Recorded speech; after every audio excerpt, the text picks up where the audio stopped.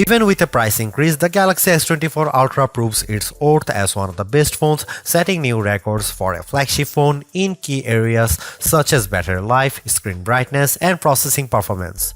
Add to that the slew of helpful Galaxy AI features packaged with the phone, and it's a powerhouse that will actually save you on time. The Samsung Galaxy S24 Ultra is here to try to reclaim the top spot among the best phones by offering things the iPhone 15 Pro Max lacks. This includes a ton of Galaxy AI features that can do everything from auto-summarizing your notes and moving subjects around in your photos to translating phone conversations in real time. I am a devout supporter of what AI can do with our phones, and after using the Pixel 8 Pro's many AI-assisted features, I think it's clear that AI is where we will see the next revolution with our mobile devices. Not surprisingly, the Galaxy S24 Ultra is marketing itself as the AI phone to beat in 2024. From its intuitive circle to search feature that can reveal what weed is growing in my backyard to chat assist which automatically picks a better tone for my messages, these Galaxy AI features aim to simplify my life. At the same time though, the Galaxy S24 Ultra's $1,299 asking price is $100 more than what you'd pay for a Galaxy S23 Ultra or iPhone 15 Pro Max. This also comes with the most controversial change to Samsung phone, teaching the 10x optical camera of its predecessor with a less powerful but sharper 50MP 5x telephoto lens. Usually I expect longer telephoto ranges with successive devices, so Galaxy AI will need to prove that software can make up for the apparent lack of major hardware upgrades. In my Galaxy S24 Ultra review, I will dive into the practicality of the phone's new Galaxy AI feature, assesses how its new cameras compare against its predecessor and rivals, find out how long its battery lasts, and ultimately determine if it's worth the money. Pre-orders for the Samsung Galaxy S24 Ultra are available right now with its general release date set for January 31. The $1,299 starting cost of the phone comes with 256GB of storage, while upgrading to the 512GB or 1TB models will cost $1,419 and $1,659 respectively. They're certainly not cheap, though it's not the most Samsung has ever charged for a non-folding phone. Remember, the Galaxy S20 Ultra launched at whopping $1,399 4 years ago. Still, that's probably little comfort to someone in the year, and now trying to justify paying $100 more for the Galaxy S24 Ultra over the iPhone 15 Pro Max. Samsung Galaxy S24 pre-order deals take some of the sting out of the Ultra's price, with Samsung offering an upgrade to the next tier of storages at no extra cost. You can also get credit from the Samsung by trading in your current device for a lower price on the S24 Ultra. Look quick and you might not notice the design changes Samsung made to the Galaxy S24 Ultra. Most notably, the new model ditches its predecessor's armor aluminum frame for titanium one, which bolsters durability and in this case leads to a lighter package as well. On paper, the Galaxy S24 Ultra's 8.22 ounce weight doesn't seem like a tremendous difference over the S23 Ultra's 8.25 ounce weight, but the phone just feels less dense this time. Another change pertains to the end of an era for the series, its curved screen. I am on the fence about this change because the curved screen of past Ultras gave the phone this sleek looking aesthetic. Instead, the S24 Ultra adopts a flat display that hugs the edge of the titanium frame. Samsung's reasoning for this change pertains to the S Pen. The flatter panel makes it less likely for the stylus to fall over the edge. But then again, I end up using a case with my older curvier Galaxy S Ultra that prevents this such thing from happening. The last and subtle change involves 42% slimmer bezels according to Samsung's math. I only see it with the bottom portion at the display since the rest of the bezels appear very similar to the Galaxy S23 Ultra. One of the disappointments that will probably go under the radar is how there is no significant change to the S Pen. I was really hoping for Samsung to add something new to the fold here, seeing that the S Pen is one of the features that makes the Ultra distinctively different from everything else. Overall, I don't love or hate the design, but at least there are far more color options to choose from versus other phones, like the titanium violet version of my review unit. On top of that, there are several cases at launch that sprinkle more utility to the phone, like the preview window of the S View wallet case. Over the years, I have been less concerned about the resolution of a flagship's display, mainly because today's QHD Plus resolution is more than adequate. That's exactly what the Galaxy S24 Ultra is packing, a 6.8-inch QHD Plus dynamic AMOLED 2X display that is rich in detail, offers outstanding viewing angles and vibrant colors that makes YouTube trailers like Furiosa jump out at me as I watch it. But of course, all that wouldn't mean much if the new doesn't beat its predecessor in the brightness department. Samsung's no different with the Galaxy S24 Ultra, which the company claims to have a rated brightness of 2600 nits. I am never one to believe the hype because these ratings often don't reflect their true-to-life behavior, which is why I place more emphasis on our actual testing. This is where it gets interesting because the Galaxy S23 Ultra reached a peak brightness output of 1225 nits in our display benchmark testing. It's an improvement to 1353 nits with the Galaxy S24 Ultra in our testing when displaying HDR content. That's fantastic, and I didn't have any issue watching YouTube clips or playing my mobile games outside with direct sunlight beating down on me.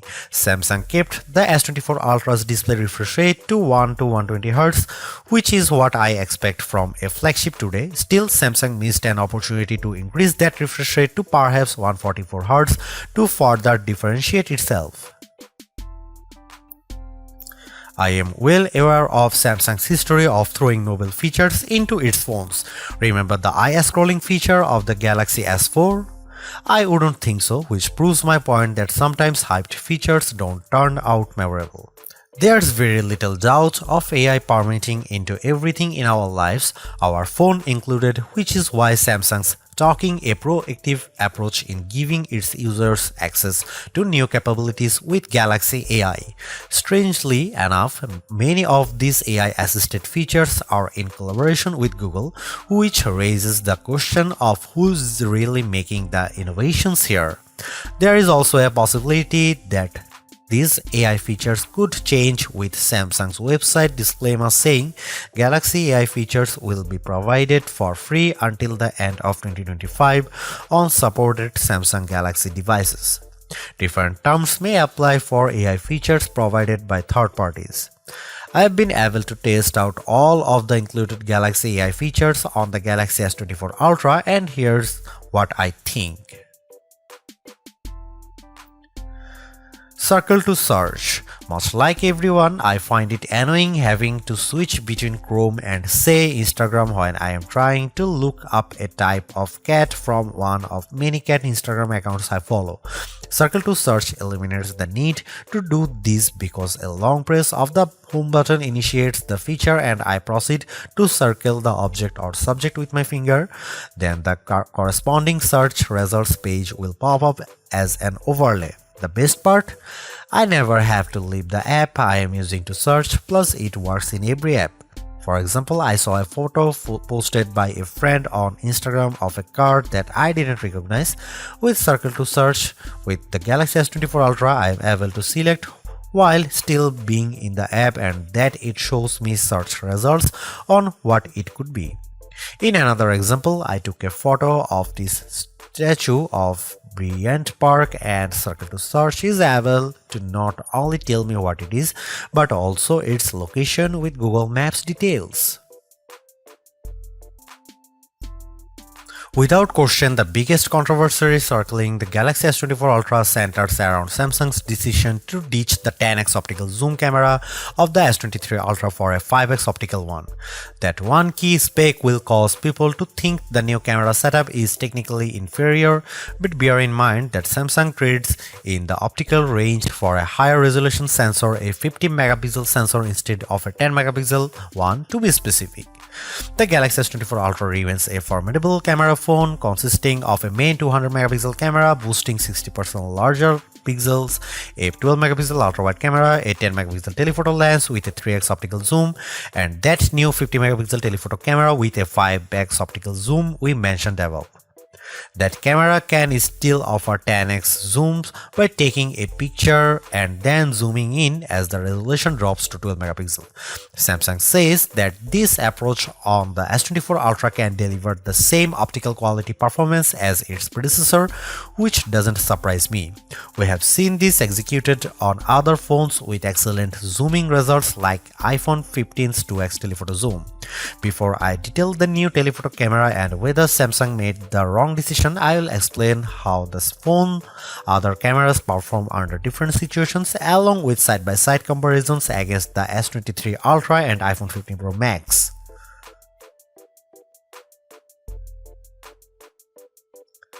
Starting with the main camera, I can't see much change over the S23 Ultra. Details are plentiful, colors are vivid, and the S24 Ultra's HDR performance does nicely to even out the highlights and shadows.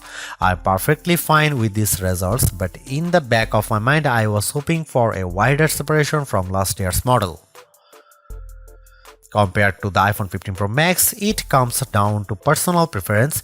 In the shot of the outside O2 forum, the iPhone's HDR performance is at peak display when I look how the wooden panels of the front doors pop up out more. The S24 Ultra also appears to have a colder color temperature as well. Here are some camera samples and you can see it.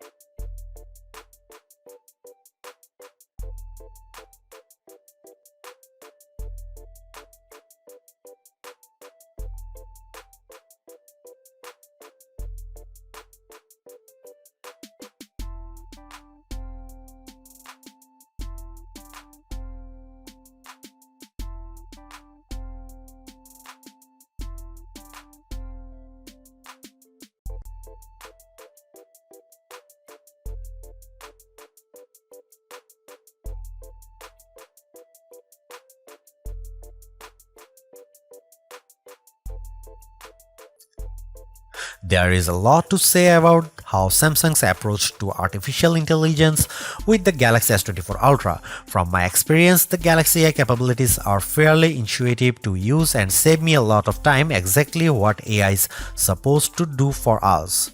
Features such as circle to search, generative edit, instant slow-mo, and note assist all feel polished, while others such as live translate could benefit from more machine learning.